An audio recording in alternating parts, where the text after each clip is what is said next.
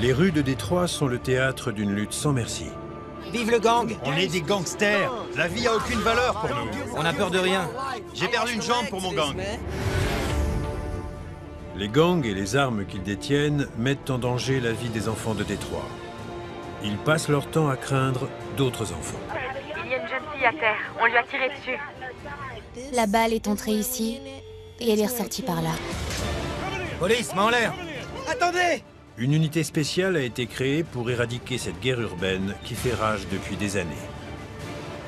Quand ils voient ça, ça les calme. Grâce à des tactiques agressives et une connaissance de la rue sans précédent, ces policiers affrontent les gangs au péril de leur vie. C'est pas en jouant les gentils flics qu'on peut maîtriser ces gars-là. Main derrière le dos, déconne pas. Ces enfoirés reculent devant rien. Mort aux flics, voilà ce qu'on pense. Restez vigilants à tout moment, les gars. La porte de derrière! À terre! Main en l'air, dépêche! Il nous faut des résultats.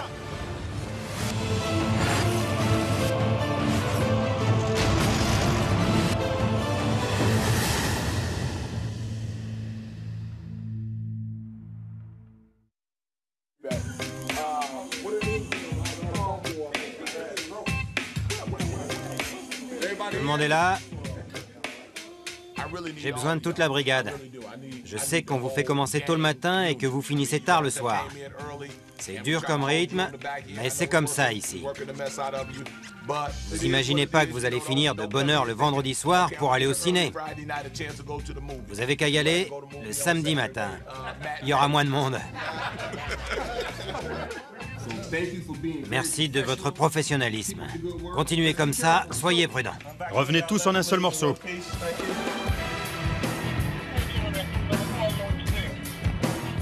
Le dernier rempart de Détroit contre la violence des gangs est la brigade anti-gang, plus connue sous le nom de Gang Squad. On est des chasseurs. On les arrête avant qu'ils frappent. C'est ça l'idée. Messieurs, L'anti-gang compte 70 agents très bien informés qui n'hésitent pas à se montrer agressifs pour atteindre ceux qu'ils combattent. main en l'air. Nos cibles principales sont les gangs, les armes et la drogue. Surtout les armes. Il essaye de filer. Suite à une fusillade près d'une école, le Gang Squad est omniprésent. Main en l'air, les gars. Ils patrouillent les rues et font des contrôles. Les citoyens qu'ils protègent ne comprennent pas toujours ces méthodes répressives. On nous harcèle H24. Regardez, Tous les jours. tous les jours. Nos droits, Et on n'a rien fait. nos droits civiques sont bafoués à Détroit. Ça craint. Martin Luther King aurait pas aimé. Restez à New York, dans le New Jersey, le Canada ou l'Australie. Où que vous soyez, venez pas ici. Sinon, vous le regretterez. Les gens se plaignent qu'on les harcèle. Jusqu'à ce qu'il y ait une nouvelle victime. C'est comme ça que ça fonctionne. Chaque jour est différent. Certains disent qu'on ne fait que des patrouilles de routine, mais elles n'ont rien de routinier. Main en l'air. Main en l'air, mon gros. Allez, te fais pas prier. Sur Greenfield Road, dans le nord-ouest de la ville, les agents Shooter, Pelley et Hollywood arrêtent un véhicule près d'une station-service. Ils pensent qu'il s'agit d'un convoi d'alcool illégal. Réfléchis bien. On l'embarque. Le chargement qu'ils découvrent est bien plus dangereux que prévu. C'est pas vrai. Pas de geste brusque, sinon tu vas ramasser ton nez à la petite cuillère. Allez, en route. Tu vas t'expliquer au poste. C'est un Glock calibre 40. Avec un chargeur à grande capacité.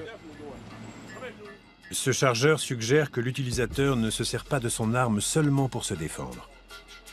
On vient d'empêcher une fusillade. Ça fait aucun doute.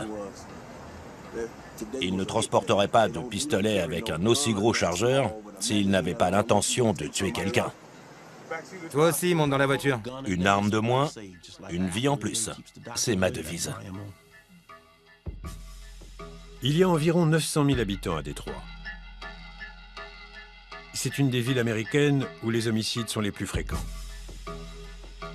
De plus, Détroit a davantage été touché par la crise économique qu'aucune autre ville du pays. 30% de la population est au chômage. Les enfants de Détroit sont plus que jamais confrontés à la violence des gangs. Les armes à feu sont de plus en plus nombreuses dans les rues. Les événements tragiques sont inévitables. Le 30 juin 2009.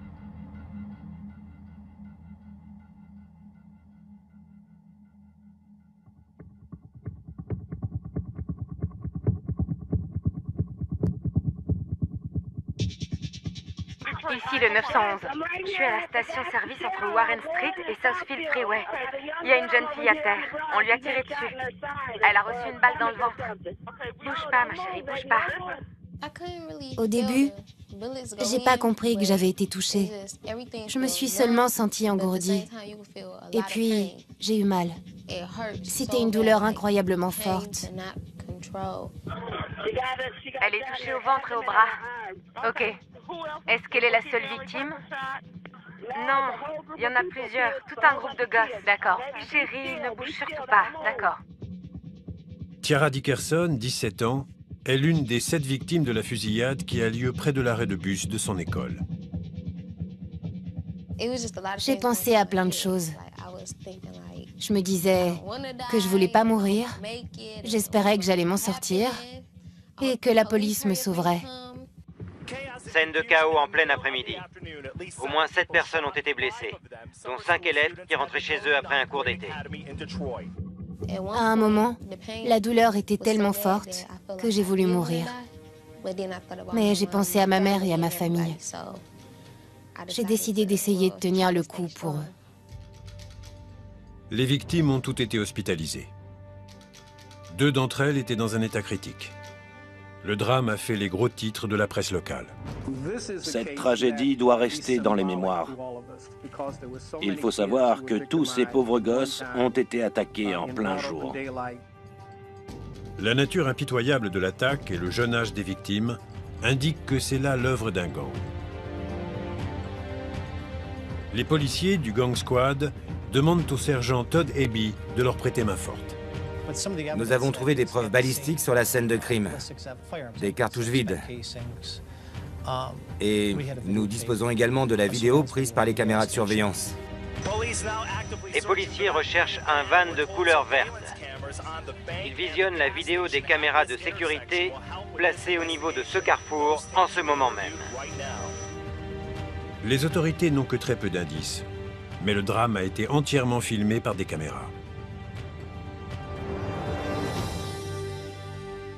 Il était environ 14 heures. Il faisait beau. Ça, c'est le parking de la station-service. Les gosses revenaient de Cody Academy, tout près de là. On voit 2 individus surgir du côté gauche. Ils ont couru l'arme à la main. C'était des semi-automatiques, un 9 mm et un calibre 40. La foule s'est dispersée. La plupart des gens sont allés vers l'ouest. Et quelques-uns ont couru vers le sud. On ne voit pas toutes les victimes, mais on repère 2 personnes blessées par balle.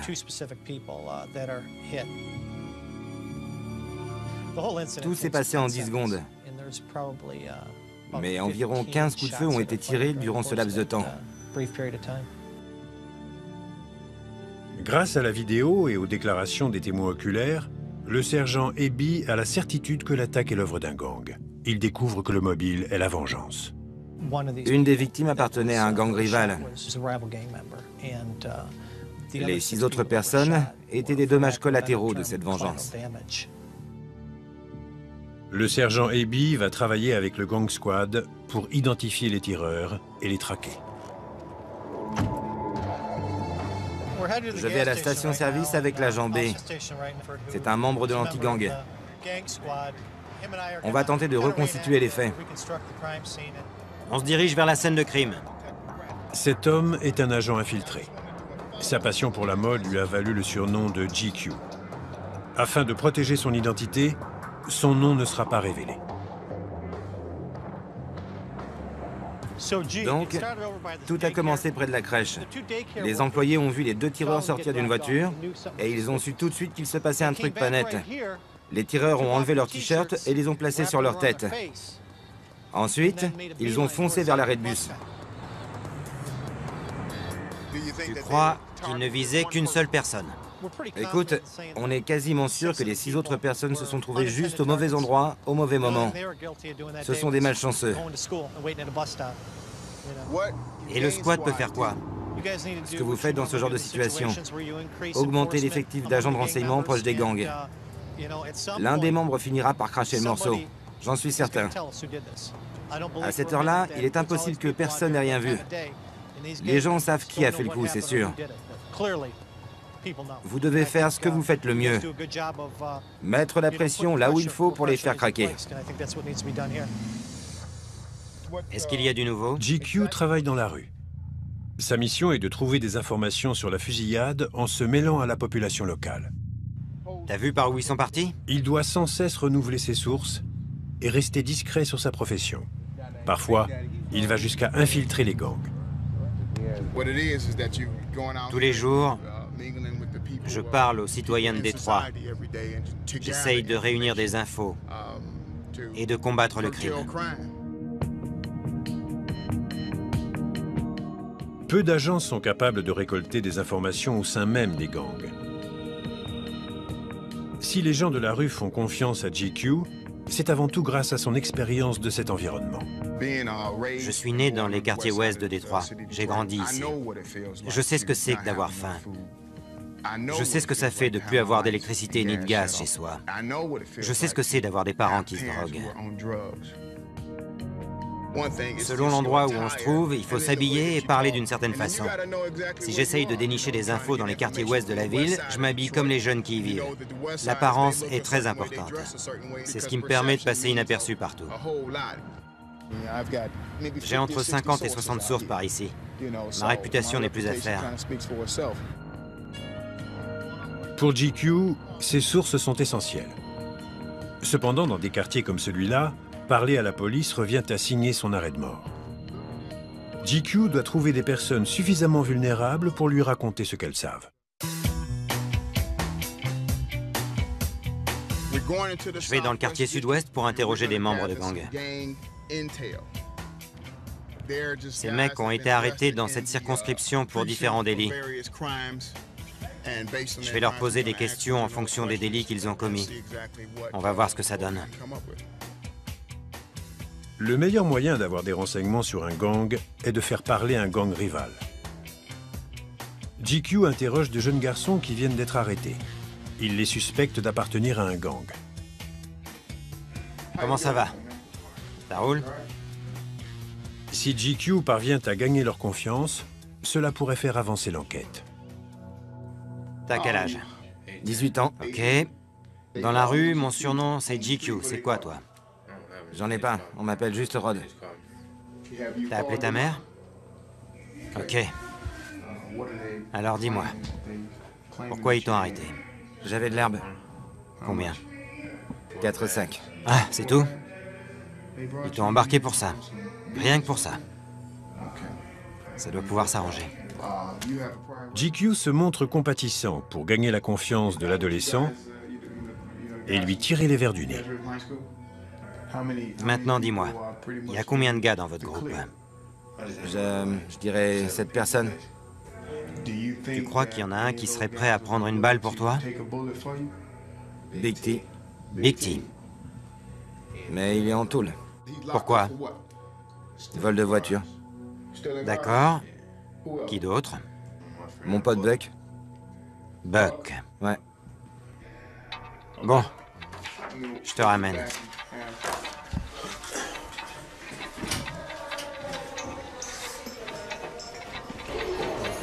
J'ai pas réussi à lui soutirer les informations que je voulais. Mais c'est un bon début. Ça va, mec? Le détenu suivant a été arrêté dans le cadre d'une autre fusillade. Je crois que t'as une fille ou un... Un fils. Un fils. Junior. Junior. Je pense à mon fils. Je sais bien. Notre groupe, c'est pas un gang. C'est pas notre style, mec. C'est quoi, alors? Une famille. Il a été coffré pour un délit majeur et il ment. Il ment comme un arracheur de dents. Ce que je veux dire, c'est que les potes, c'est plus important que la famille. Parce que nos familles, elles nous ont rejetés. Elles nous aiment plus. Le monde devient dingue. Il n'y a plus de boulot. Les gens ont besoin de bosser. Tout le monde crève la dalle par ici. Ma famille me manque. Je suis ici depuis 2 jours. Ma fille me manque. Je veux rentrer. Ces gosses me baratinent. Je devrais pas être ici. Je suis pas un gangster, je le jure. Ils tuent des gens et vendent de la drogue dans les rues. Mais dès qu'ils arrivent au poste, ils chialent comme des mômes toute la journée. On a l'habitude qu'on nous raconte des mensonges. Ce sont les jeunes qui sont au cœur de la violence des gangs. Les gamins de Détroit rejoignent un gang avant même d'atteindre l'adolescence. Dans cette ville, les gangs sont plus petits et moins structurés que dans le reste du pays. Warren Evans vient d'être nommé commissaire.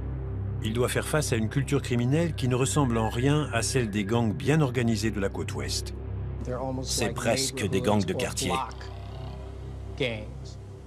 Ils se battent souvent. Ils n'ont pas la trempe des gangs de Los Angeles ou de Chicago.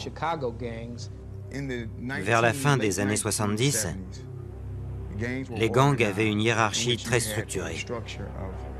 Ils avaient une sorte de PDG à leur tête. Mais maintenant, c'est plus le cas. D'un côté, c'est une bonne chose, mais de l'autre, ça nous complique la tâche. Il y a beaucoup de groupuscules. Il faut découvrir qui est en guerre contre qui et qui sont les meneurs de chaque gang. Or, ces derniers temps, et pour ne rien arranger, la loi du silence est plus présente que jamais dans les gangs. Pas seulement à Détroit, mais aussi dans tout le pays. Aucun d'entre eux ne veut passer pour une balance. Personne ne veut passer pour quelqu'un qui donne aux flics des renseignements qui incriminent d'autres gangsters. Parce que dès que la rumeur de la fuite se répand, le type est fichu. Ils n'hésiteront pas à le tuer. La fusillade de l'arrêt de bus a eu lieu en plein jour, devant de multiples témoins. De ce fait, l'affaire aurait pu être résolue rapidement. Mais la loi du silence qui règne dans les rues empêche toute progression. L'affaire la plus choquante de ces dernières années à Détroit, un règlement de compte entre gangs qui a fait 7 victimes, est encore loin d'être résolue. L'anti-gang compte sur sa nouvelle recrue. Nom de code, Sandman. Sandman est agressif, tenace et très malin. Ses connexions dans la rue font de lui un atout précieux. Il vient des quartiers est de la ville. Les gangsters implantés là-bas ne sont pas de simples voisins. Ils font partie de sa famille. Pas mal de membres de ma famille appartiennent à un gang. Mais ils ne me mêlent pas à ça. Ils savent que ça me plaît pas. Plusieurs des cousins de Sandman font partie d'un gang baptisé les 7 Mile Bloods. Ils sévissent dans l'est de la ville. Leur territoire est surnommé la zone rouge. Quand on a affaire à un gang un peu hors norme, c'est un peu plus dangereux, parce qu'ils essaient de se faire un nom dans la rue. Ils pensent qu'en faisant certaines choses, ils seront reconnus par les autres gangs. Conserver des contacts réguliers avec des gangsters est très important pour Sandman.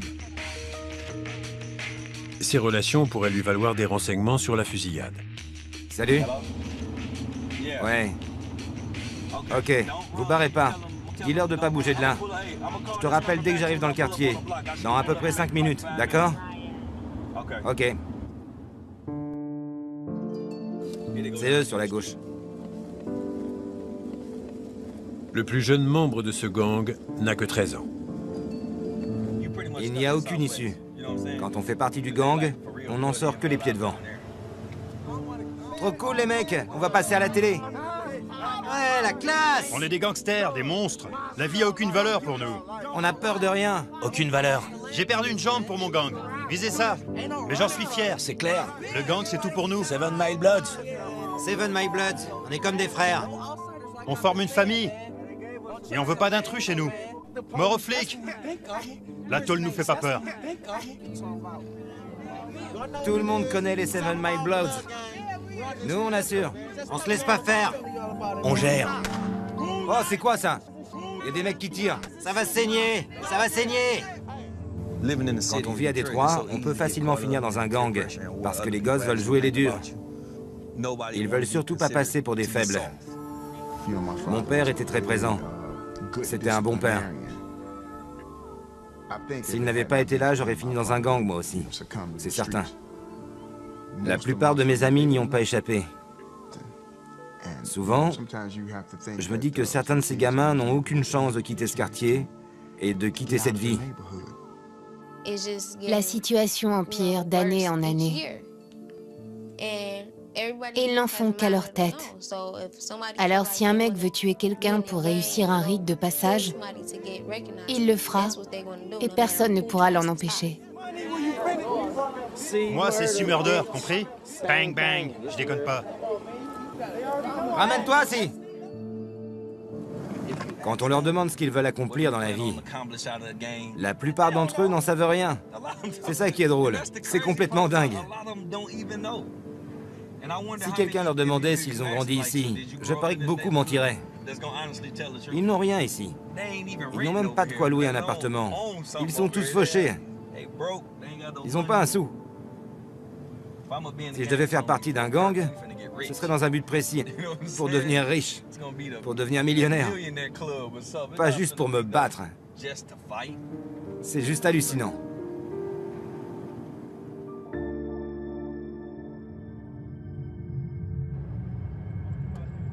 Les efforts de GQ et Sandman commencent à donner des résultats. Ils ont une piste. Il semblerait que les responsables de la fusillade de l'arrêt de bus soient des membres du Joy Road Hit Squad, un des gangs les plus anciens et les plus violents de Détroit.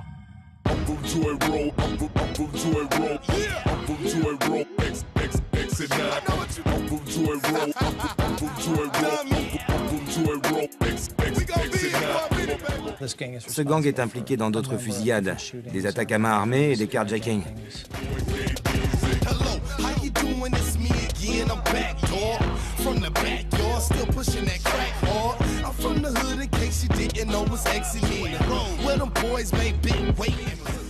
Ils font aussi du trafic de drogue.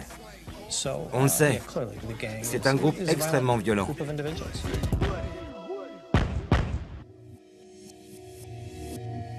Le territoire de ce gang se trouve dans le nord-ouest de la ville. Il s'étend de Joy Road à West Chicago Street en passant par Southfield Road où a eu lieu le drame de l'arrêt de bus.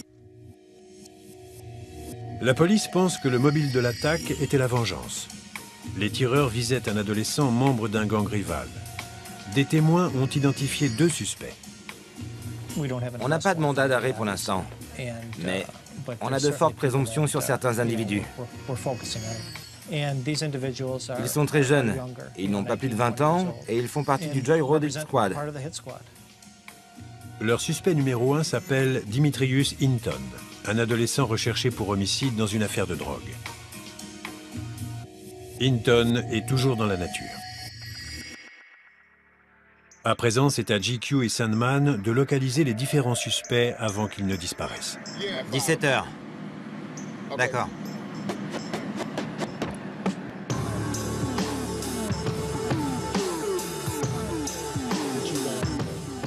GQ s'entretient avec une source proche du Joy Road Hit Squad, près d'un entrepôt désaffecté pour lui garantir une discrétion absolue. La question principale de GQ est simple, où est Dimitrius Hinton? Pour nous, cet enfoiré est l'ennemi public numéro 1 de Détroit. On va ratisser la ville au peigne fin jusqu'à ce qu'on le coince. On s'arrêtera pas avant. À ton avis, il est où?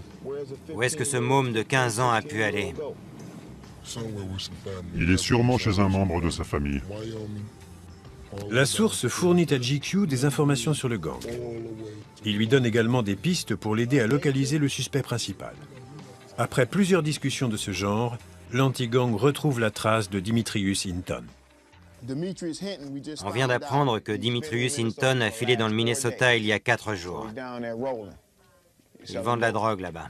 Ma source ne sait pas où exactement. Apparemment, Dimitrius dealait pour ma source avant. D'autres unités ont eu l'info? Non. Je l'ai eu il y a à peine une demi-heure. Dimitrius, c'est qu'on te cherche? Ou pas? Non, je crois pas. Il va revenir. J'ai identifié ses acolytes. Voilà son bras droit, DeMarco Lewis. Il n'est pas impliqué ici? Non, mais il fait partie du gang. D'accord. Je vois. Il faut qu'on récolte un maximum d'infos sur tous ces gars.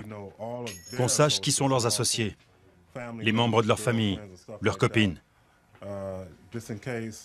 au cas où ils les contactent. Ce qui va sûrement arriver. Ouais, c'est sûr. Ils doivent guetter le retour du suspect à Détroit. Le gang squad l'attend de pied ferme.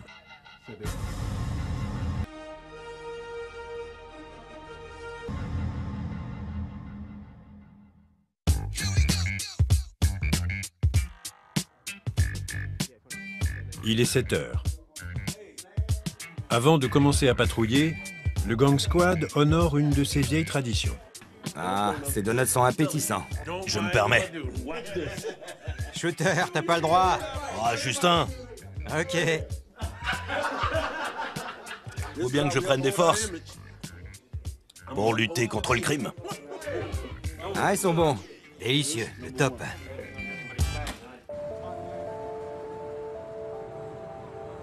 Les agents Shooter et Pelley patrouillent près des écoles. Leur but est de combattre les gangs à la source. À Détroit, les jeunes rejoignent un gang très tôt, parfois dès l'âge de 9 ans. Les établissements scolaires sont un lieu de rendez-vous pour de nombreux gangs. Ils n'hésitent pas à régler leurs comptes sur place en cas de conflit. La police tient à leur montrer qu'elle est omniprésente. On doit jouer les parents. Je les mets en ligne. Je leur dis que c'est moi qui suis aux commandes. Ça, c'est le boulot d'un parent. Je les arrête quand c'est nécessaire ou je les renvoie chez eux. Mais est-ce qu'ils sont à l'abri là-bas? Après les cours, les ados doivent traverser le territoire de gangs rivaux pour rentrer chez eux. C'est à ce moment que les fusillades ont lieu la plupart du temps. L'anti-gang est sur le qui-vive. Ça va? Viens par ici. On fait d'une pierre deux coups. On essaie de faire en sorte que les gosses rentrent chez eux sans problème. Et en même temps, on chasse. Il n'y a que comme ça que ça peut fonctionner. Approche. Sors les mains de tes poches.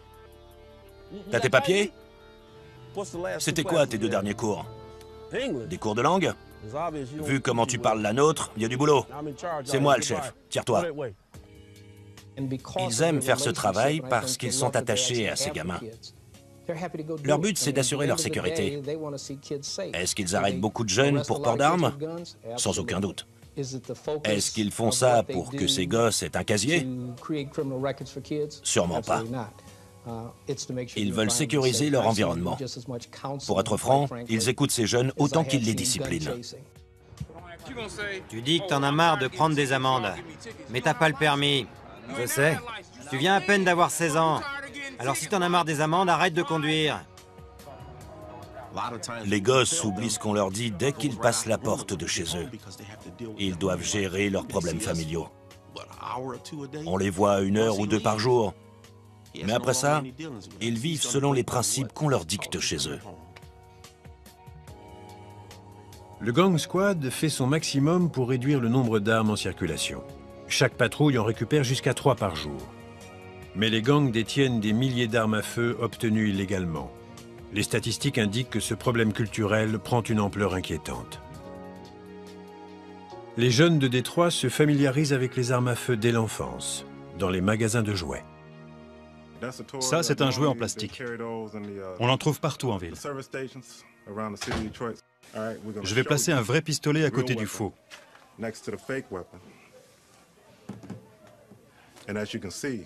Comme vous le voyez, ils sont quasiment identiques. Des gosses d'une dizaine d'années jouent avec, sans aucune arrière-pensée. Il arrive qu'ils les apportent à l'école dans leur sac, sans le faire exprès. Ça pose des problèmes dans les écoles. Et ça nous complique la tâche. Il faut qu'on détermine en une poignée de secondes si on est en face d'une arme ou d'un jouet. Une erreur peut coûter la vie à un gosse.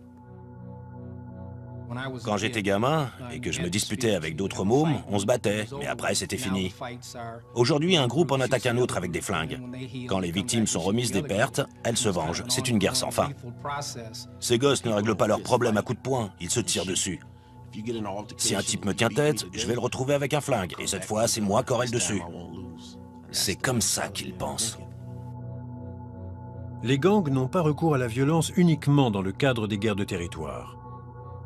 Leur principale source de revenus est la vente de drogue. Le meilleur moyen de retrouver les membres d'un gang est de localiser leur point de vente.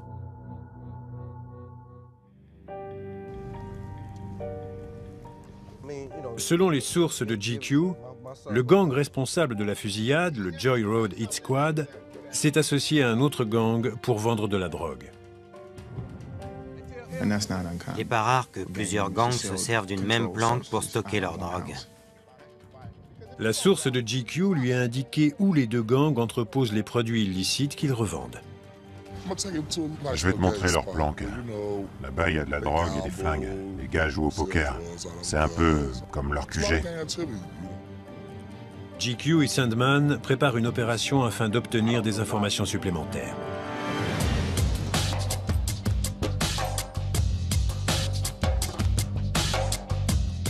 Ils roulent en direction du territoire d'un gang connu sous le nom de BCB.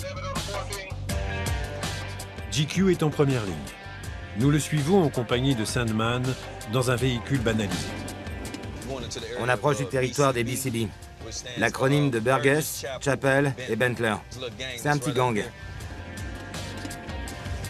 Vous entendez ça? Ce moteur est dans un sale état. Je suis plutôt du genre agressif comme flic. Je comprends qu'il faut garder une certaine éthique pour maintenir l'ordre. Mais c'est pas en jouant les gentils flics qu'on maîtrise ces mecs-là. Ces enfoirés reculent devant rien. Ils comprennent que la manière forte. Quand on essaie de maîtriser un type, il nous tape dessus. À un moment, on peut plus se contenter d'encaisser. Et on riposte. C'est juste de l'instinct de survie. Beaucoup de citoyens ne sont pas d'accord avec ça. Ils s'en plaignent. Mais ils ne feraient jamais notre boulot. Même s'ils gagnaient le double de ce qu'on nous donne. Ok, GQ, compris. D'accord. On va se rapprocher un peu. Vous voyez ces gardes? J'arrive pas à croire qu'il m'ait dit de venir aussi près. Pourquoi tu m'as dit de venir? Autant aller sous le porche avec eux. GQ et Sandman sont garés juste devant la planque des gangsters. Si leur identité est découverte, l'opération sera terminée et il pourrait y avoir du grabuge. Par mesure de précaution, nos caméras resteront à l'arrière du van banalisé. Regarde-moi ce clown. Je parie que c'est un fumeur de joint. T'as vu? Il a le poing serré. Ouais, comme s'il avait des billets dans la main. Voyons ce qu'il va faire. Ouais. Quelqu'un veut s'acheter de l'herbe. C'est comme ça qu'on repère les clients. Ils doivent arriver avec l'argent en main. C'est la règle. On risque de se faire repérer, là. Un van se pointe et personne n'en sort. On va faire semblant de s'intéresser à une maison. D'accord. Ils vont agir en tant qu'agents immobiliers afin de surveiller la planque d'un peu plus près. Quoi qu'il arrive, ils doivent jouer leur rôle.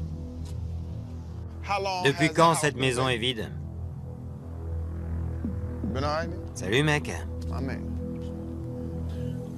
On cherche à acheter des maisons. Non, non. On voudrait se payer ces baraques là. Vous voulez acheter dans le coin? Elles valent quoi? 12 000? 15 000 $?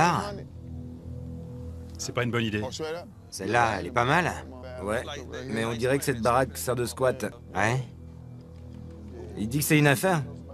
Non, il dit que ça vaut pas le coup. Elle est pourrie cette baraque. Elle est abandonnée depuis 2 mois. C'est pile ce qu'il nous fallait. Le mec puait l'herbe. C'est ce qu'il nous fallait pour avoir un mandat. GQ a été abordé par un jeune homme qui voulait savoir ce qu'il cherchait. Cette rencontre s'est révélée être décisive pour l'enquête. Il m'observait, ou nous observait. Il voulait savoir qui on était. Par chance, j'ai reconnu le type qui m'a parlé. C'était un des suspects associés à la fusillade de l'arrêt de bus. Tu sais, un des acolytes du mec qu'on recherche pour meurtre. GQ et Sandman pourraient arrêter le suspect et l'interroger, mais cela compromettrait leur couverture. Le gang saurait qu'il est sous surveillance. Ils vont se servir de ce qu'ils ont découvert pour obtenir un mandat. Les 3 gars qu'on a rencontrés sentaient l'herbe à des kilomètres. De plus, ils ont identifié un suspect. Cela devrait appuyer leur demande. Ils ont entre 20 et 25 ans, comme mon indique me l'avait dit. Ça devrait suffire pour le mandat.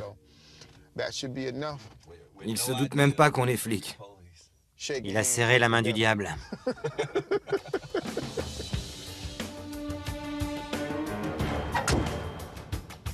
Les présomptions sont suffisantes. On va faire une perquisition, mais pas avant 48 heures. Je voudrais obtenir un mandat de perquisition. J'aime pas attendre. En 48 heures, trop de choses peuvent se passer. Il est fort possible que la drogue disparaisse entre-temps. Quand j'ai une info, j'aime aller droit au but.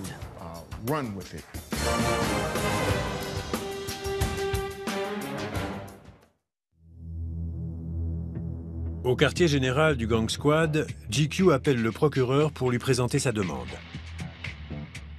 Après avoir obtenu le feu vert, il tape un rapport résumant les faits et apporte le dossier à un juge pour qu'il valide la perquisition. Salut Steve, ça va? Voilà. J'ai eu de super infos sur une planque. On l'a mise sous surveillance hier et on est tombé sur un revendeur. Il y a des chances qu'un gars recherché pour meurtre se cache dans cette maison. Il est aussi lié à la fusillade de l'arrêt de bus qui a eu lieu il y a quelques mois. Je dois voir la demande écrite. Sans ça, pas de mandat. J'ai eu l'aval du procureur assistant ce matin, par téléphone. Tu jures que le contenu de ce mandat est basé sur des faits? Oui.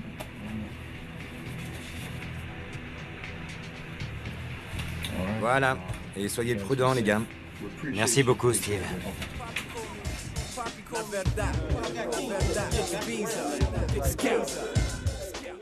Une fois cette démarche accomplie, les agents du Gang Squad sont mobilisés. Ils préparent une descente sur la planque du gang BCB.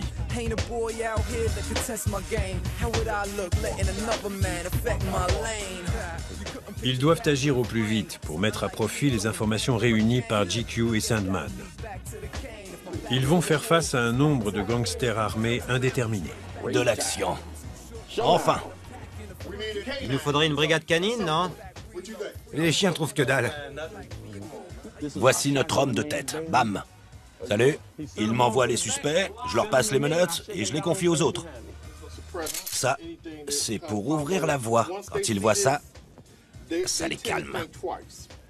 Et voici le chef de l'opération. Nom de code, Search. On a dit qu'on ferait plus ça. Tu y as cru? Je me fais toujours avoir. C'est parti pour le briefing. J'ai pas mal de signalements. La vache. Trop fort! Kingpin a pété la table. Te gêne pas, surtout. T'as cassé la table en deux. Elle était fragile. T'as craqué ton fut aussi. Elle était fragile, je vous dis. Pas mal, Kingpin. Tu l'as pété comme un vulgaire coquille. Elle était déjà cassée, c'est pas ma faute. Bon sang! C'est bon, arrêtez avec ça. Prêt? Bon, on a le mandat de perquisition. C'est une maison en bois verte, de plein pied. Notre cible est un homme noir, entre 19 et 23 ans. Il porte un survêtement noir. On pense qu'il s'agit de DeMarco Lewis. Qui prend le fusil? Moi, Qui fait équipe avec lui? shooter.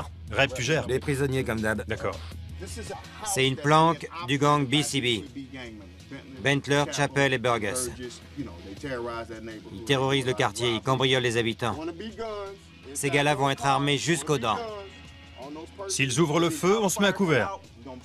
Je désignerai quelqu'un qui avancera. Si on entend des coups de feu, on attend. Si vous avez un doute, ne tirez pas. Ouvrez l'œil et restez vigilant à tout moment. Vous devez être dans le bain dès le début. En ce qui me concerne, tout est prêt.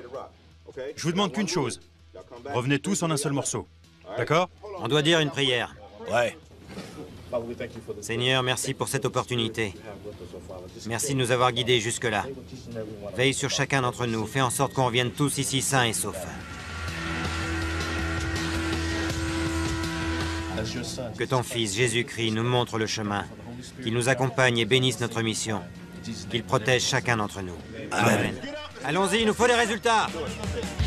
À terre! À terre! La porte de derrière! La porte de derrière, vite! Va avec lui. Police, on a un mandat. J'ai une hernie discale. Arrête de te foutre de moi et pose tes mains sur la caisse. Validé. C'est bon? Dépêche. Fouillez les voitures. RAS. RAS. RAS! L'anti-gang lance l'assaut avec une précision militaire et arrête tous les suspects présents. C'est tout ce qu'il avait. Enfoiré. Doucement. Je le tiens. Mais tant que le périmètre n'est pas totalement sécurisé, les agents doivent rester en alerte.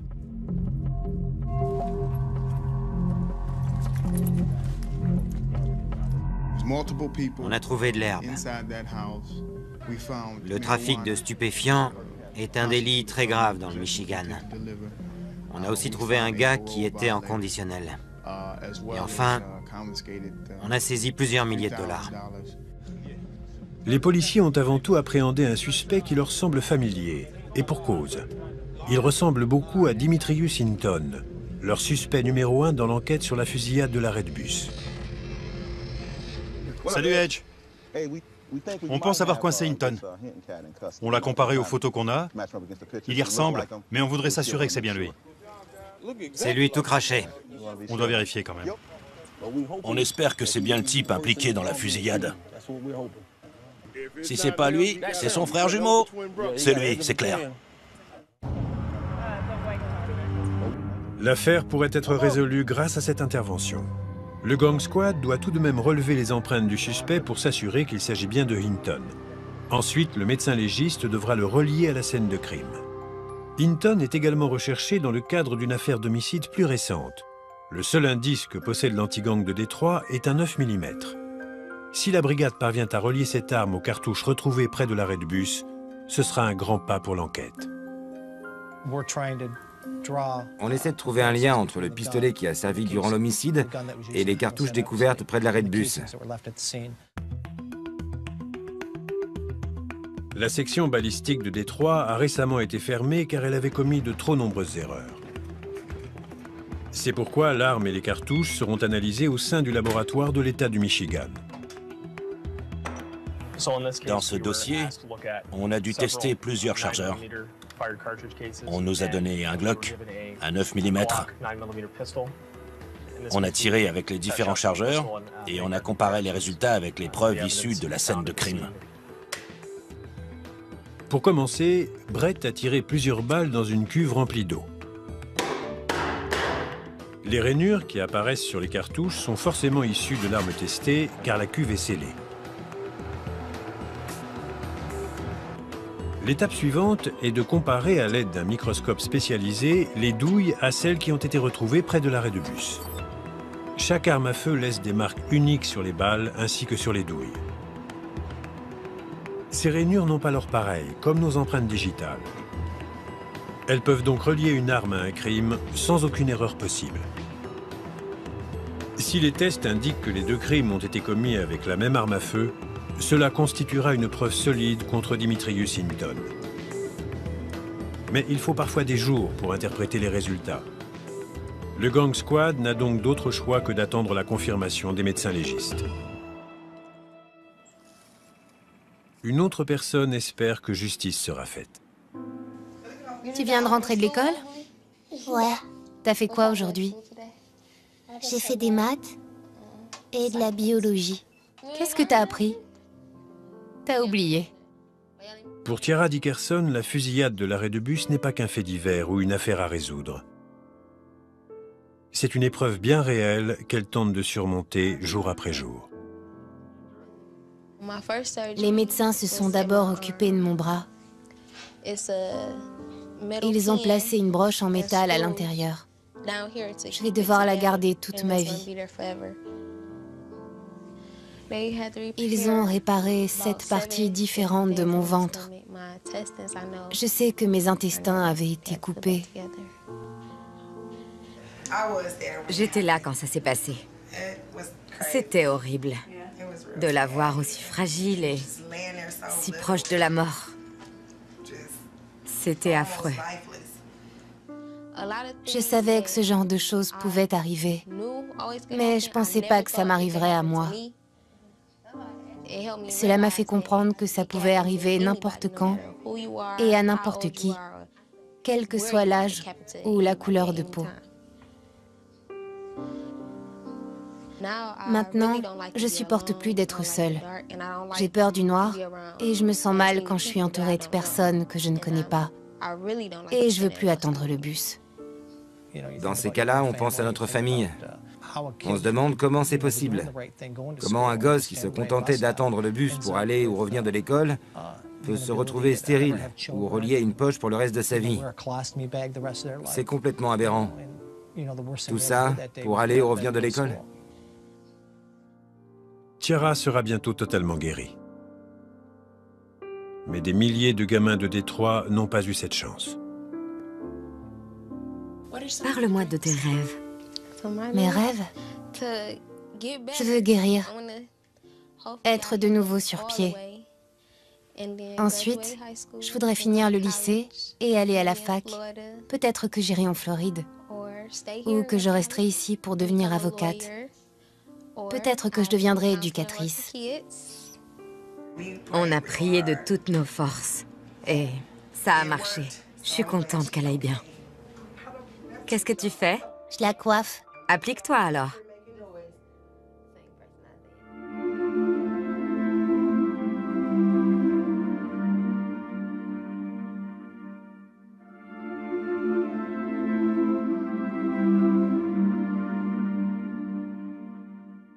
Plus de 1000 fusillades ont lieu à Détroit chaque année. Malgré la charge de travail que cela représente, les membres du Gang Squad s'investissent dans chaque affaire. Les échecs les affectent beaucoup. Les résultats des tests sont sans appel. Ce n'est pas le Glock 9 mm qui a été utilisé durant la fusillade de l'arrêt de bus. Et ce n'est pas tout. Les empreintes de l'adolescent arrêté pendant la rafle ne correspondent pas à celles de Dimitrius Hinton. Ce ne sont pas ses empreintes. On s'est planté. Il faut tourner la page, mais on va continuer les recherches. On va faire preuve de ténacité, d'agressivité, et on le retrouvera, c'est sûr. Ça ne nous décourage pas, au contraire, ça nous motive. Quand un dossier se corse, ça pousse à nous dépasser. Au lieu de rentrer chez nous à 19 h, on se dit qu'on peut rester 1 heure de plus. C'est utile. Vous savez, les difficultés nous motivent à coincer les criminels pour qu'ils répondent de leurs crimes. On travaille nuit et jour. Mon téléphone sonne sans arrêt et je traite chaque dossier comme si un membre de ma famille était concerné. C'est ça mon moteur. La ville de Détroit a du mal à se remettre de plusieurs années de débâcle économique. Ces jeunes ont de plus en plus recours à la violence pour s'affirmer. L'avenir de Détroit demeure incertain. Je ne sais pas si je fais une différence dans les rues. On ne peut pas contrôler le flot d'armes à feu qui circulent. En tout cas, je fais de mon mieux quand je suis en service. Je pense que je suis promis un bel avenir dans la police. Si Dieu me garde en bonne santé. Je crois que je suis fait pour ce boulot. Ça fait 23 ans que je fais partie de l'anti-gang. Et j'en redemande. Je profite de chaque seconde.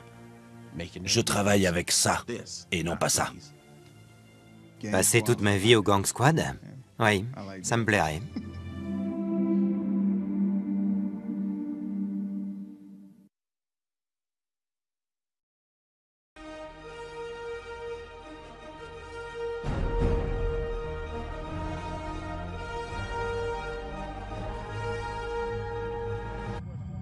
Sur Greenfield Road, dans le nord-ouest de la ville, les agents Shooter, Pelley et Hollywood arrêtent un véhicule près d'une station-service.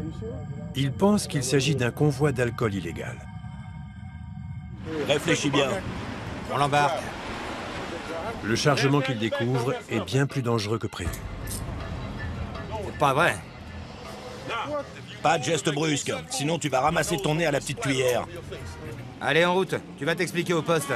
C'est un Glock calibre 40, avec un chargeur à grande capacité. Ce chargeur suggère que l'utilisateur ne se sert pas de son arme seulement pour se défendre. On vient d'empêcher une fusillade. Ça fait aucun doute. Il ne transporterait pas de pistolet avec un aussi gros chargeur s'il n'avait pas l'intention de tuer quelqu'un. Toi aussi, monte dans la voiture. Une arme de moins, une vie en plus. C'est ma devise. Il y a environ 900 000 habitants à Détroit. C'est une des villes américaines où les homicides sont les plus fréquents.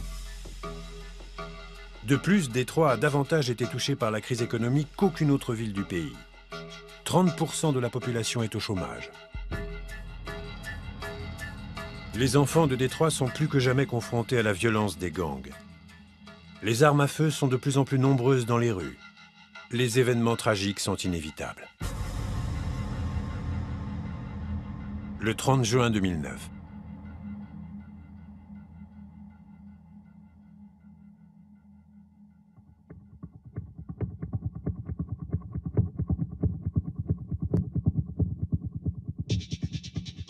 Ici le 911.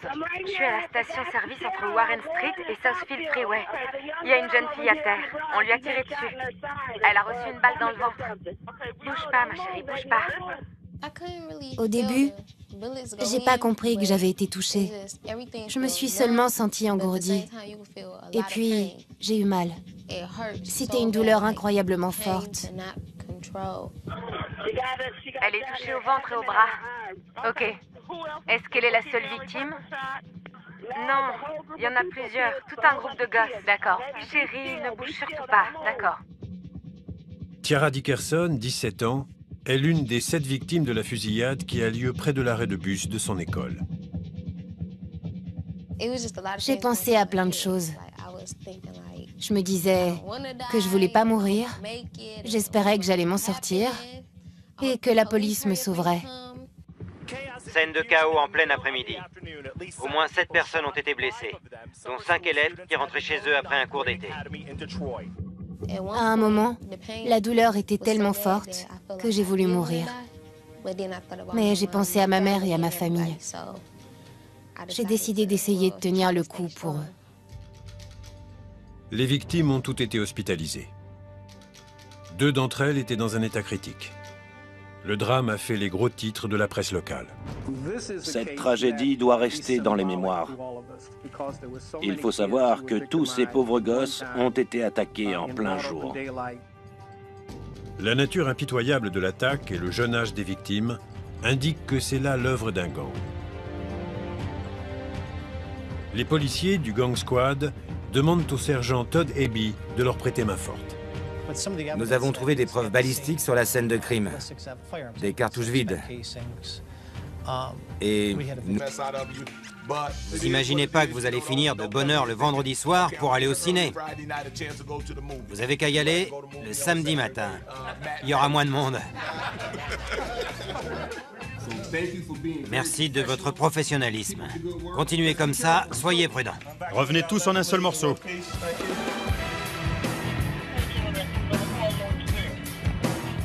Le dernier rempart de Détroit contre la violence des gangs est la brigade anti-gang, plus connue sous le nom de Gang Squad.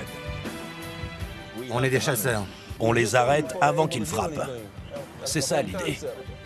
Messieurs, L'anti-gang compte 70 agents très bien informés qui n'hésitent pas à se montrer agressifs pour atteindre ceux qu'ils combattent. Main en l'air. Nos cibles principales sont les gangs, les armes et la drogue. Surtout les armes.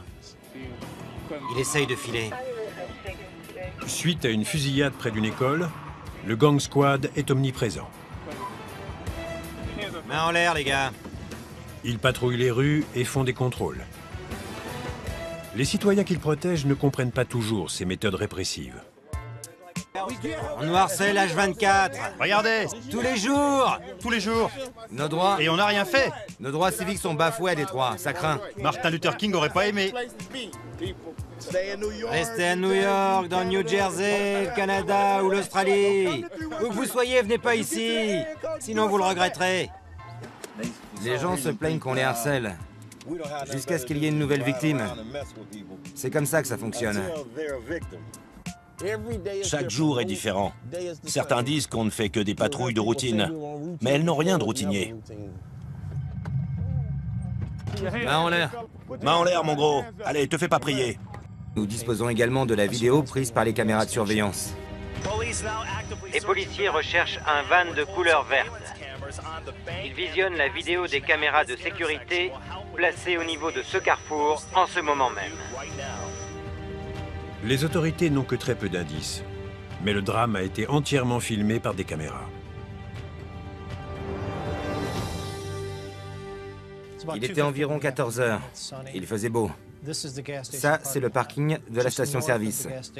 Les gosses revenaient de Cody Academy, tout près de là. On voit deux individus surgir du côté gauche. Ils ont couru l'arme à la main.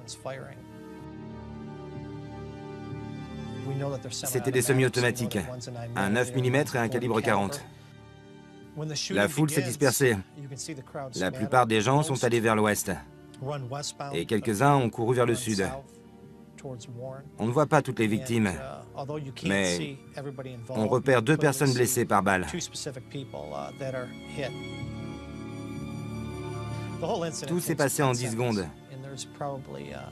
Mais environ 15 coups de feu ont été tirés durant ce laps de temps.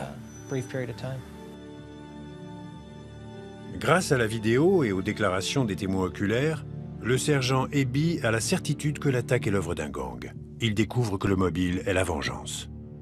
Une des victimes appartenait à un gang rival. Les 6 autres personnes étaient des dommages collatéraux de cette vengeance. Le sergent Eby va travailler avec le gang squad pour identifier les tireurs et les traquer. Je vais à la station-service avec l'agent B. C'est un membre de l'anti-gang.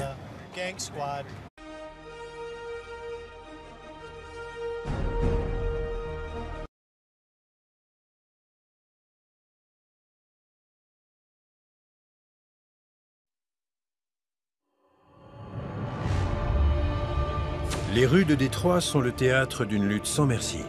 Vive le gang! On est des gangsters. La vie a aucune valeur pour nous. On n'a peur de rien. J'ai perdu une jambe pour mon gang. Les gangs et les armes qu'ils détiennent mettent en danger la vie des enfants de Détroit. Ils passent leur temps à craindre d'autres enfants. Il y a une jeune fille à terre. On lui a tiré dessus. La balle est entrée ici et elle est ressortie par là. Police, main en l'air! Attendez! Une unité spéciale a été créée pour éradiquer cette guerre urbaine qui fait rage depuis des années. Quand ils voient ça, ça les calme. Grâce à des tactiques agressives et une connaissance de la rue sans précédent, ces policiers affrontent les gangs au péril de leur vie. C'est pas en jouant les gentils flics qu'on peut maîtriser ces gars-là. Main derrière le dos, déconne pas. Ces enfoirés reculent devant rien. Mort aux flics, voilà ce qu'on pense. Restez vigilants à tout moment, les gars. La porte de derrière! À terre! Main en l'air, dépêche. Il nous faut des résultats.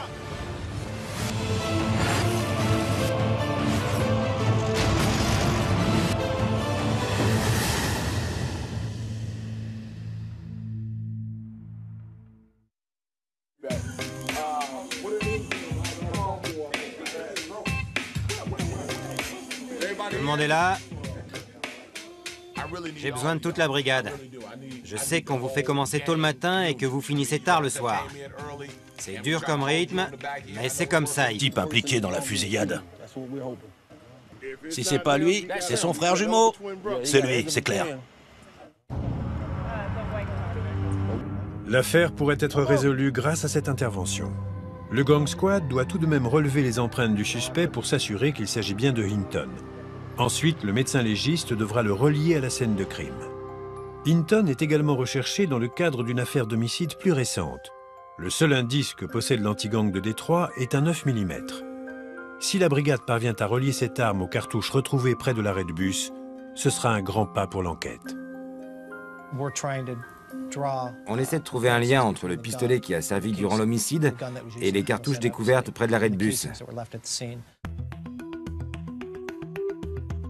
La section balistique de Détroit a récemment été fermée car elle avait commis de trop nombreuses erreurs. C'est pourquoi l'arme et les cartouches seront analysées au sein du laboratoire de l'État du Michigan. Dans ce dossier, on a dû tester plusieurs chargeurs. On nous a donné un Glock, un 9 mm. On a tiré avec les différents chargeurs et on a comparé les résultats avec les preuves issues de la scène de crime.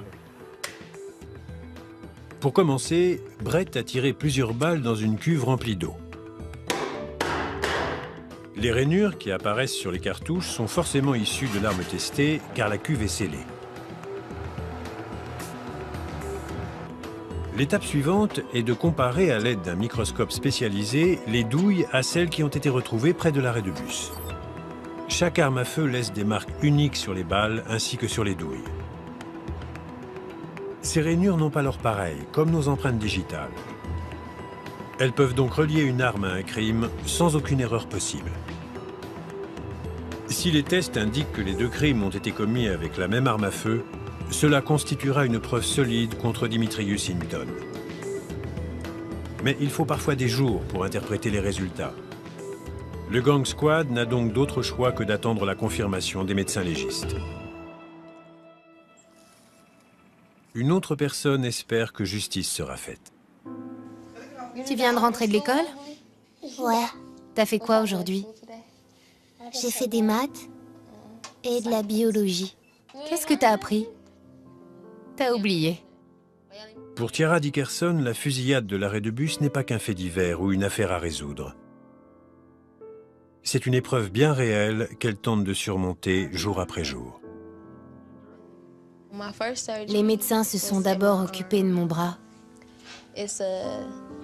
Ils ont placé une broche en métal à l'intérieur. Je vais devoir la garder toute ma vie. Sans aucune arrière-pensée. Il arrive qu'ils les apportent à l'école dans leur sac, sans le faire exprès. Ça pose des problèmes dans les écoles. Et ça nous complique la tâche. Il faut qu'on détermine en une poignée de secondes si on est en face d'une arme ou d'un jouet. Une erreur peut coûter la vie à un gosse. Quand j'étais gamin et que je me disputais avec d'autres mômes, on se battait, mais après c'était fini. Aujourd'hui, un groupe en attaque un autre avec des flingues. Quand les victimes sont remises des pertes, elles se vengent. C'est une guerre sans fin. Ces gosses ne règlent pas leurs problèmes à coups de poing, ils se tirent dessus. Si un type me tient tête, je vais le retrouver avec un flingue, et cette fois, c'est moi qui aurai le dessus. C'est comme ça qu'ils pensent. Les gangs n'ont pas recours à la violence uniquement dans le cadre des guerres de territoire. Leur principale source de revenus est la vente de drogue. Le meilleur moyen de retrouver les membres d'un gang est de localiser leur point de vente.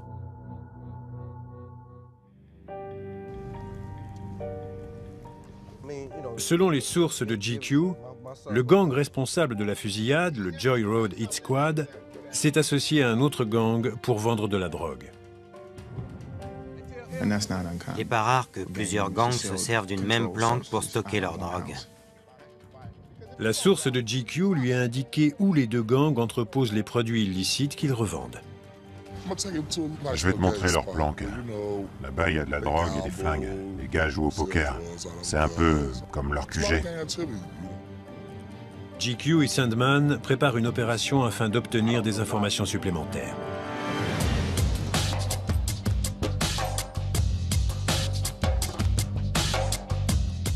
Il roule en direction du territoire d'un gang connu sous le nom de BCB. GQ est en première ligne. Nous le suivons en compagnie de Sandman dans un véhicule banalisé. On approche du territoire des BCB. L'acronyme de Burgess, Chappell et Bentler. C'est un petit gang.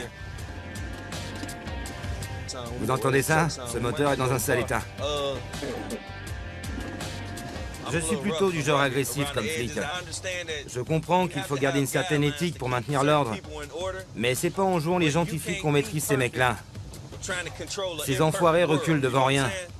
Ils comprennent que la manière forte. Quand on essaie de maîtriser un type, il nous tape dessus. À un moment, on peut plus se contenter d'encaisser. Et on riposte. C'est juste de l'instinct de survie. Beaucoup de citoyens ne sont pas d'accord avec ça. Ils s'en plaignent. Mais ils ne feraient jamais notre boulot. Même s'ils gagnaient le double de ce qu'on nous donne. Ah, c'est tout? Ils t'ont embarqué pour ça. Rien que pour ça. Ça doit pouvoir s'arranger.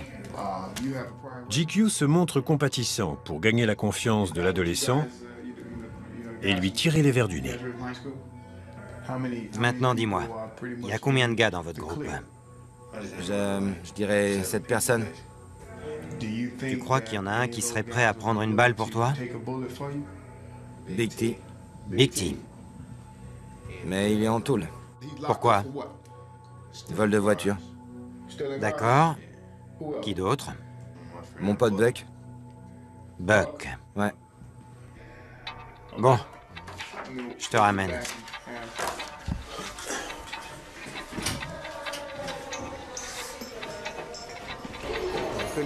J'ai pas réussi à lui soutirer les informations que je voulais. Mais c'est un bon début. Ça va, mec? Le détenu suivant a été arrêté dans le cadre d'une autre fusillade.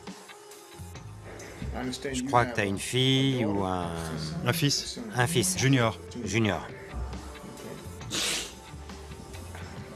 Je pense à mon fils. Je sais bien.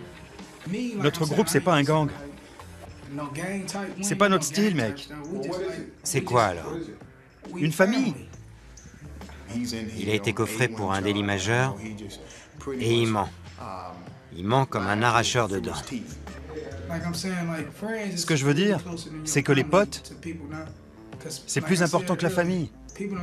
Parce que nos familles, elles nous ont rejetés. Elles nous aiment plus. Le monde devient dingue. Il n'y a plus de boulot. Les gens ont besoin de bosser. Tout le monde crève la dalle par ici. Ma famille me manque. Je suis ici depuis 2 jours. Ma fille me manque. Je veux rentrer. Ces gosses me baratinent. Je devrais pas être ici. Je suis pas un gangster, je le jure. Ils tuent des gens et vendent de la drogue dans les rues. Mais dès qu'ils arrivent au poste, ils chialent comme des mômes toute la journée. On a l'habitude qu'on nous raconte des mensonges. Ce sont les jeunes qui sont au cœur de la violence des gangs. Les gamins de Détroit rejoignent un gang avant même d'atteindre l'adolescence. Dans cette ville, les gangs sont plus petits et moins structurés que dans le reste du pays. Warren Evans vient d'être nommé commissaire. Il doit faire face à une culture criminelle qui ne ressemble en rien à celle des gangs bien organisés de la côte ouest. C'est presque des gangs de quartier. Ils se battent souvent. Ils n'ont pas la trempe des gangs de Los Angeles. C'est eux sur la gauche. Le plus jeune membre de ce gang n'a que 13 ans. Il n'y a aucune issue. Quand on fait partie du gang, on n'en sort que les pieds devant. Trop cool les mecs, on va passer à la télé. Ouais, la classe! On est des gangsters, des monstres. La vie a aucune valeur pour nous. On a peur de rien. Aucune valeur. J'ai perdu une jambe pour mon gang. Visez ça. Mais j'en suis fier. C'est clair. Le gang, c'est tout pour nous. 7 Mile Bloods. 7 Mile Bloods, on est comme des frères. On forme une famille. Et on veut pas d'intrus chez nous. Mort aux flics. La tôle nous fait pas peur. Tout le monde connaît les 7 Mile Bloods. Nous, on assure. On se laisse pas faire. On gère. Oh, c'est quoi ça? Il y a des mecs qui tirent. Ça va saigner! Ça va saigner! Quand on vit à Détroit, on peut facilement finir dans un gang, parce que les gosses veulent jouer les durs. Ils veulent surtout pas passer pour des faibles. Mon père était très présent. C'était un bon père. S'il n'avait pas été là, j'aurais fini dans un gang, moi aussi. C'est certain. La plupart de mes amis n'y ont pas échappé. Souvent, je me dis que certains de ces gamins n'ont aucune chance de quitter ce quartier et de quitter cette vie. La situation empire d'année en année. Et ils n'en font qu'à leur tête. Alors si un mec veut tuer quelqu'un pour réussir un rite de passage, il le fera et personne ne pourra l'en empêcher. Moi, c'est Sue Murder, compris? Bang, bang, je déconne pas. Ramène-toi, si! Quand on leur demande ce qu'ils veulent accomplir dans la vie, la plupart d'entre eux n'en savent rien. C'est ça qui est drôle. C'est complètement dingue. Si quelqu'un leur demandait s'ils ont grandi ici, je parie que beaucoup mentiraient. Ils n'ont rien ici. Ils n'ont même pas de quoi louer un appartement. Ils sont tous fauchés. Ils n'ont pas un sou. Si je devais faire partie d'un gang, ce serait dans un but précis, pour devenir riche, pour devenir millionnaire. Pas juste pour me battre. C'est juste hallucinant.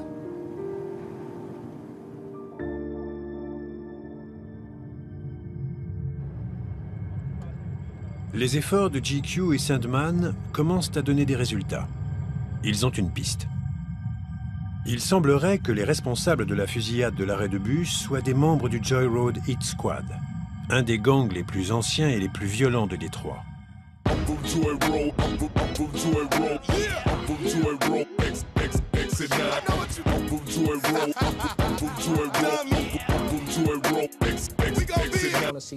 Est-ce qu'ils arrêtent beaucoup de jeunes pour port d'armes? Sans aucun doute. Est-ce qu'ils font ça pour que ces gosses aient un casier? Sûrement pas. Ils veulent sécuriser leur environnement. Pour être franc, ils écoutent ces jeunes autant qu'ils les disciplinent. Tu dis que t'en as marre de prendre des amendes, mais t'as pas le permis. Je sais. Tu viens à peine d'avoir 16 ans. Alors si t'en as marre des amendes, arrête de conduire. Les gosses oublient ce qu'on leur dit dès qu'ils passent la porte de chez eux. Ils doivent gérer leurs problèmes familiaux. On les voit 1 heure ou 2 par jour. Mais après ça, ils vivent selon les principes qu'on leur dicte chez eux. Le Gang Squad fait son maximum pour réduire le nombre d'armes en circulation. Chaque patrouille en récupère jusqu'à 3 par jour. Mais les gangs détiennent des milliers d'armes à feu obtenues illégalement. Les statistiques indiquent que ce problème culturel prend une ampleur inquiétante. Les jeunes de Détroit se familiarisent avec les armes à feu dès l'enfance, dans les magasins de jouets. Ça, c'est un jouet en plastique. On en trouve partout en ville. Je vais placer un vrai pistolet à côté du faux.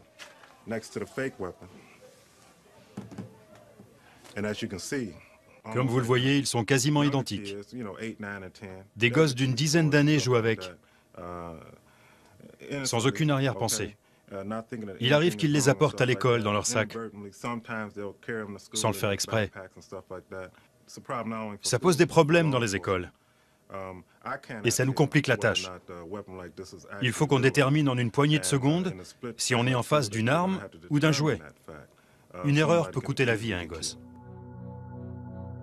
Quand j'étais gamin et que je me disputais avec d'autres mômes, on se battait, mais après c'était fini. Aujourd'hui, un groupe en attaque un autre avec des flingues. Quand les victimes sont remises des pertes, elles se vengent. C'est une guerre sans fin. Ces gosses ne règlent pas leurs problèmes à coups de poing, ils se tirent dessus. Si un type me tient tête, je vais le retrouver avec un flingue, et cette fois, c'est moi qui aurai le dessus. C'est comme ça qu'ils pensent. Les gangs n'ont pas recours à la violence uniquement dans le cadre des guerres de territoire. Leur principale source de revenus est la vente de drogue. Le meilleur moyen de retrouver les membres d'un gang est de localiser leur point de vente.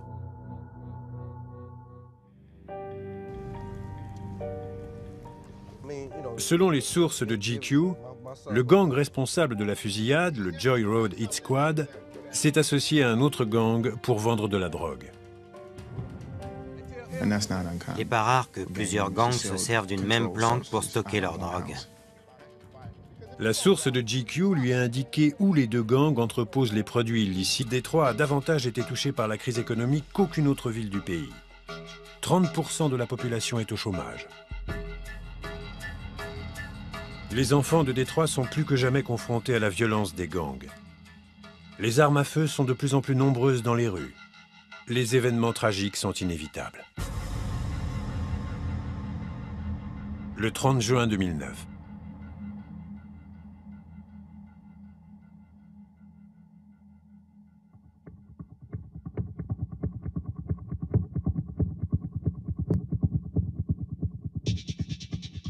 Ici le 911. Je suis à la station-service entre Warren Street et Southfield Freeway. Il y a une jeune fille à terre. On lui a tiré dessus. Elle a reçu une balle dans le ventre. Bouge pas, ma chérie, bouge pas. Au début, j'ai pas compris que j'avais été touchée. Je me suis seulement sentie engourdie. Et puis, j'ai eu mal. C'était une douleur incroyablement forte. Elle est touchée au ventre et au bras. Ok. Est-ce qu'elle est la seule victime? Non, il y en a plusieurs. Tout un groupe de gosses, d'accord. Chérie, ne bouge surtout pas, d'accord. Tiara Dickerson, 17 ans, est l'une des 7 victimes de la fusillade qui a lieu près de l'arrêt de bus de son école. J'ai pensé à plein de choses. Je me disais que je voulais pas mourir, j'espérais que j'allais m'en sortir et que la police me sauverait. Scène de chaos en plein après-midi. Au moins 7 personnes ont été blessées, dont 5 élèves qui rentraient chez eux après un cours d'été. À un moment, la douleur était tellement forte que j'ai voulu mourir. Mais j'ai pensé à ma mère et à ma famille. J'ai décidé d'essayer de tenir le coup pour eux. Les victimes ont toutes été hospitalisées. 2 d'entre elles étaient dans un état critique. Le drame a fait les gros titres de la presse locale. Cette tragédie doit rester dans les mémoires. Il faut savoir que tous ces pauvres gosses ont été attaqués en plein jour. La nature impitoyable de l'attaque et le jeune âge des victimes indiquent que c'est là l'œuvre d'un gang. Les policiers du Gang Squad demandent au sergent Todd Eby de leur prêter main forte. Nous avons trouvé des preuves balistiques sur la scène de crime, des cartouches vides. Et nous disposons également de la vidéo prise par les caméras de surveillance. Les policiers recherchent un van de couleur verte. Ils visionnent la vidéo des caméras de sécurité placées au niveau de ce carrefour en ce moment même. Les autorités n'ont que très peu d'indices, mais le drame a été entièrement filmé par des caméras. De Gang Squad. On est des chasseurs. On les arrête avant qu'ils frappent. C'est ça l'idée. Messieurs, l'anti-gang compte 70 agents très bien informés qui n'hésitent pas à se montrer agressifs pour atteindre ceux qu'ils combattent. Main en l'air. Nos cibles principales sont les gangs, les armes et la drogue. Surtout les armes. Il essaye de filer. Suite à une fusillade près d'une école, le Gang Squad est omniprésent. Main en l'air, les gars. Ils patrouillent les rues et font des contrôles. Les citoyens qu'ils protègent ne comprennent pas toujours ces méthodes répressives. On nous harcèle H24. Regardez, Tous les jours. tous les jours. nos droits, Et on n'a rien fait. nos droits civiques sont bafoués à Détroit, ça craint. Martin Luther King aurait pas aimé. Restez à New York, dans le New Jersey, le Canada ou l'Australie. Où que vous soyez, venez pas ici. Sinon, vous le regretterez. Les gens se plaignent qu'on les harcèle, jusqu'à ce qu'il y ait une nouvelle victime. C'est comme ça que ça fonctionne. Chaque jour est différent. Certains disent qu'on ne fait que des patrouilles de routine, mais elles n'ont rien de routinier. Main en l'air. Main en l'air, mon gros. Allez, te fais pas prier. Nous disposons également de la vidéo prise par les caméras de surveillance. Les policiers recherchent un van de couleur verte. Ils visionnent la vidéo des caméras de sécurité placées au niveau de ce carrefour en ce moment même. Les autorités n'ont que très peu d'indices, mais le drame a été entièrement filmé par des caméras. Il était environ 14 heures. Il faisait beau. Ça, c'est le parking de la station-service. Les gosses revenaient de Cody Academy, tout près de là. On voit deux individus surgir du côté gauche. Ils ont couru l'arme à la main.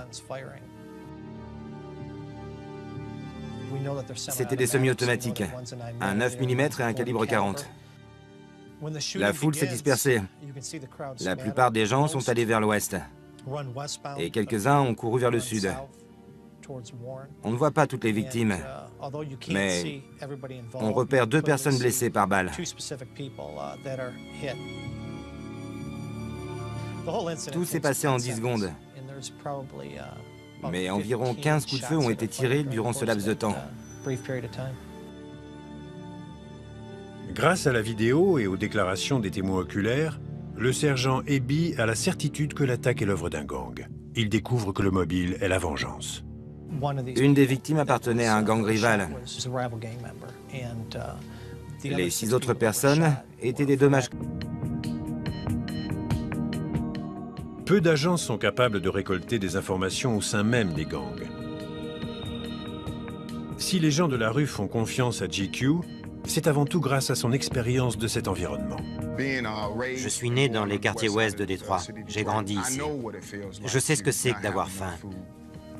Je sais ce que ça fait de ne plus avoir d'électricité ni de gaz chez soi. Je sais ce que c'est d'avoir des parents qui se droguent. Selon l'endroit où on se trouve, il faut s'habiller et parler d'une certaine façon. Si j'essaye de dénicher des infos dans les quartiers ouest de la ville, je m'habille comme les jeunes qui y vivent. L'apparence est très importante. C'est ce qui me permet de passer inaperçu partout.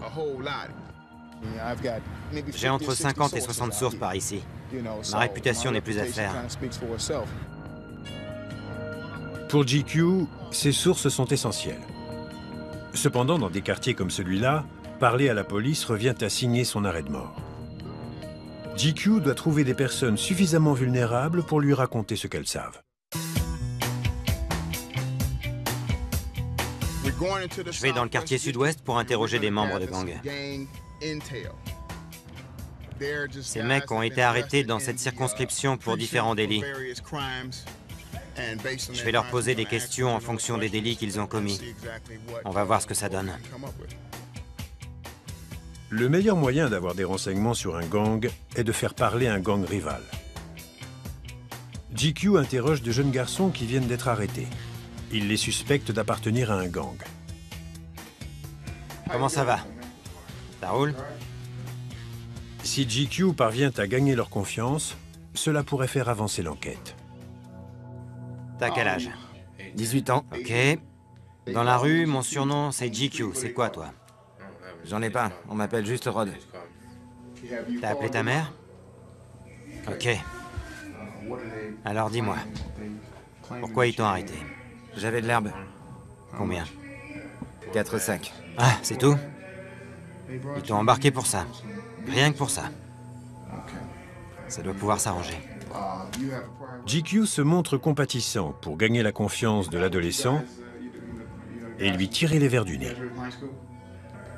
Maintenant, dis-moi, il y a combien de gars dans votre groupe? Je dirais 7 personnes. Tu crois qu'il y en a un qui serait prêt à prendre une balle pour toi? Big T. Big T. Mais il est en tôle. Pourquoi? Vol de voiture. D'accord. Qui d'autre? Mon pote Buck. Buck. Ouais. Bon. Je te ramène.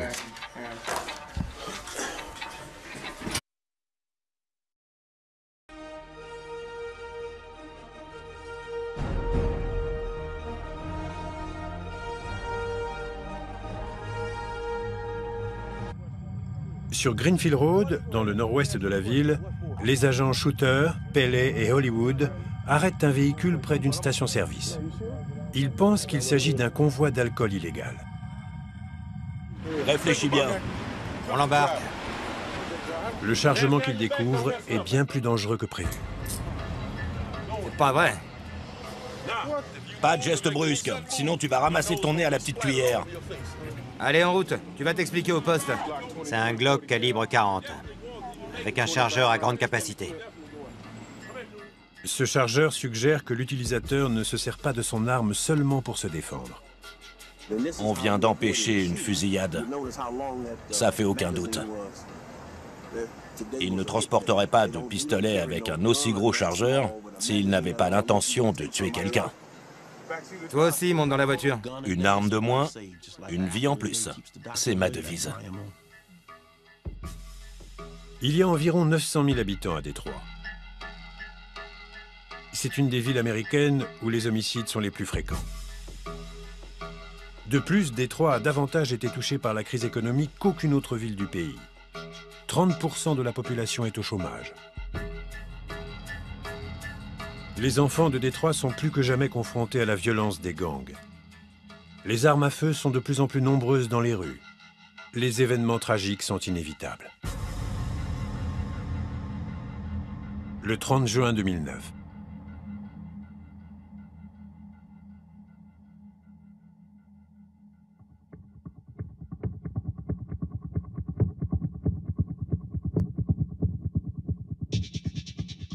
Ici le 911. Je suis à la station-service entre Warren Street et Southfield Freeway. Il y a une jeune fille à terre. On lui a tiré dessus. Elle a reçu une balle dans le ventre. Bouge pas, ma chérie, bouge pas. Au début, j'ai pas compris que j'avais été touchée. Je me suis seulement sentie engourdie. Et puis, j'ai eu mal. C'était une douleur incroyablement forte. Elle est touchée au ventre et au bras. Ok. Est-ce qu'elle est la seule victime? Non, il y en a plusieurs. Tout un groupe de gosses, d'accord. Chérie, ne bouge surtout pas, d'accord. Tiara Dickerson, 17 ans, est l'une des 7 victimes de la fusillade qui a lieu près de l'arrêt de bus de son école. J'ai pensé à plein de choses. Je me disais que je voulais pas mourir. J'espérais que j'allais m'en sortir. Et que la police me sauverait. Vous allez finir de bonne heure le vendredi soir pour aller au ciné. Vous avez qu'à y aller le samedi matin. Il y aura moins de monde. Merci de votre professionnalisme. Continuez comme ça, soyez prudents. Revenez tous en un seul morceau.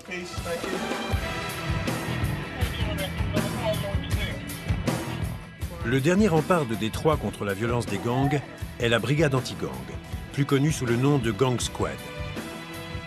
On est des chasseurs. On les arrête avant qu'ils frappent.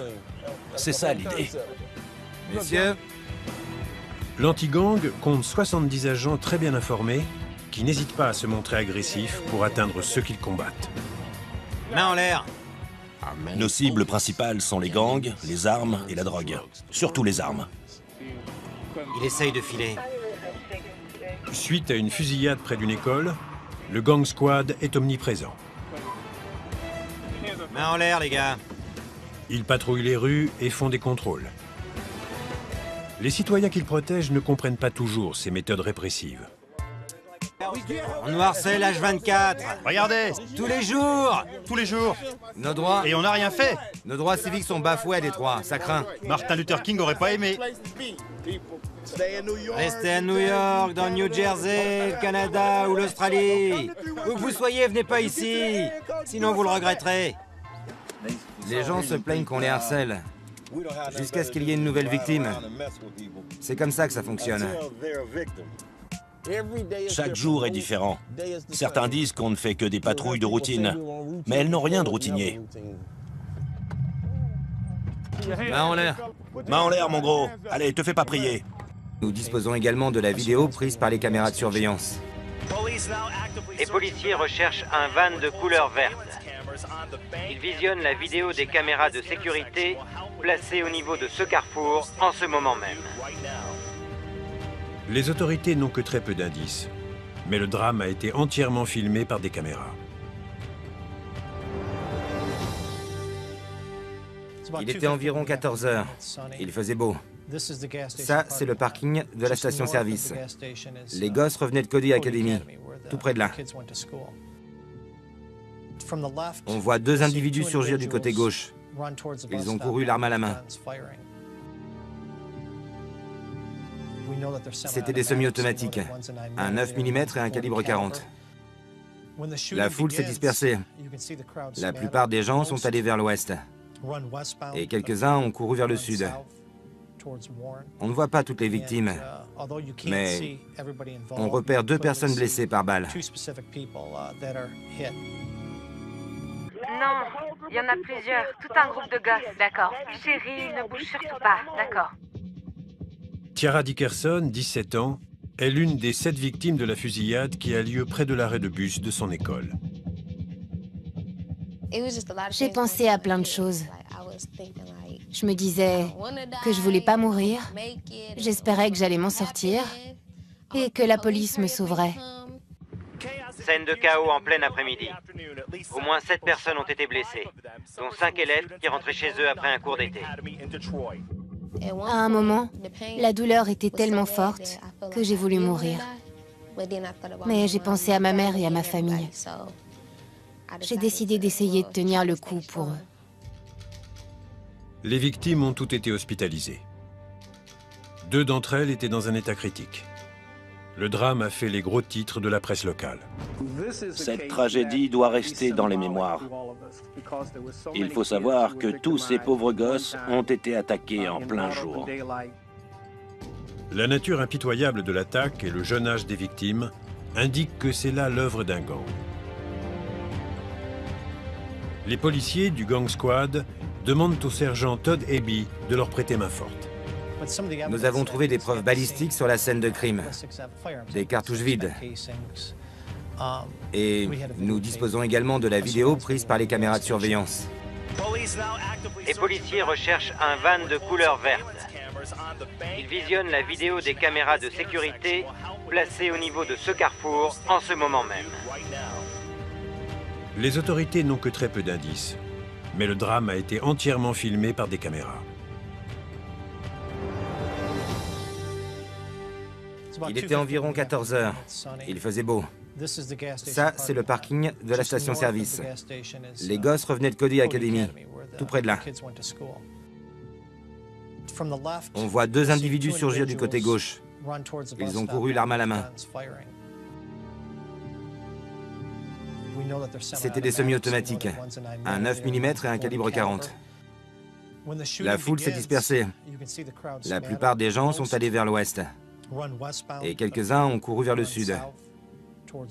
On ne voit pas toutes les victimes, mais on repère 2 personnes blessées par balle.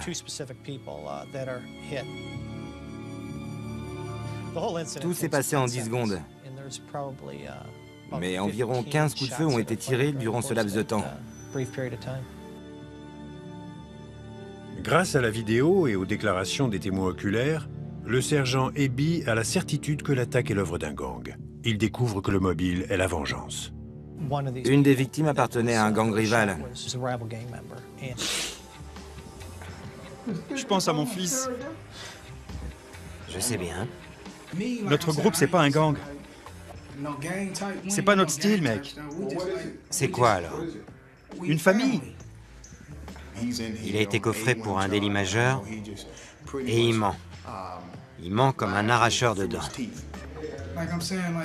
Ce que je veux dire, c'est que les potes, c'est plus important que la famille. Parce que nos familles, elles nous ont rejetés. Elles nous aiment plus. Le monde devient dingue. Il n'y a plus de boulot. Les gens ont besoin de bosser.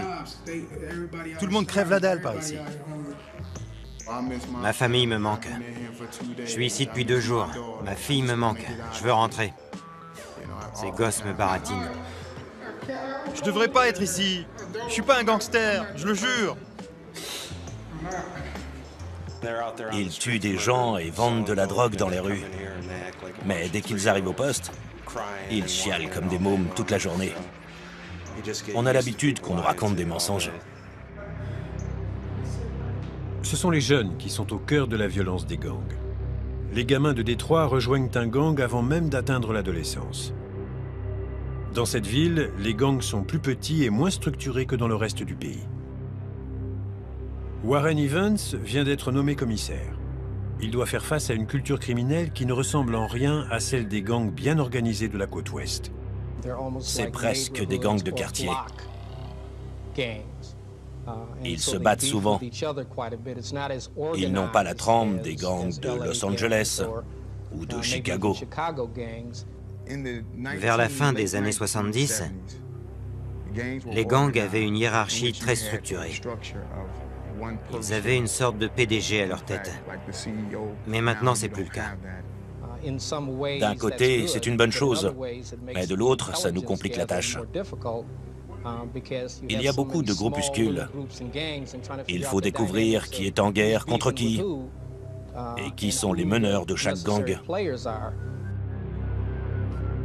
Or, ces derniers temps, et pour ne rien arranger, la loi du silence est plus présente que jamais dans les gangs. Pas seulement à Détroit, mais aussi dans tout le pays.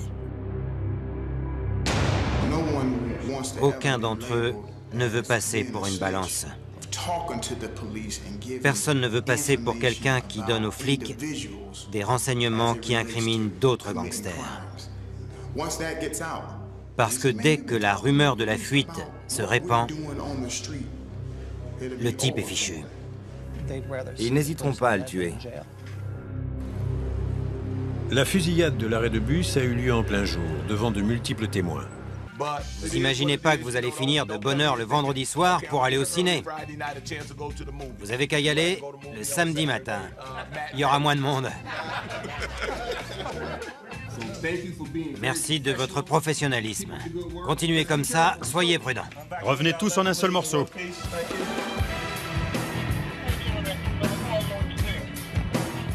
Le dernier rempart de Détroit contre la violence des gangs est la brigade anti-gang, plus connue sous le nom de Gang Squad. On est des chasseurs. On les arrête avant qu'ils frappent. C'est ça l'idée. Messieurs, L'anti-gang compte 70 agents très bien informés qui n'hésitent pas à se montrer agressifs pour atteindre ceux qu'ils combattent. Main en l'air. Nos cibles principales sont les gangs, les armes et la drogue. Surtout les armes. Il essaye de filer.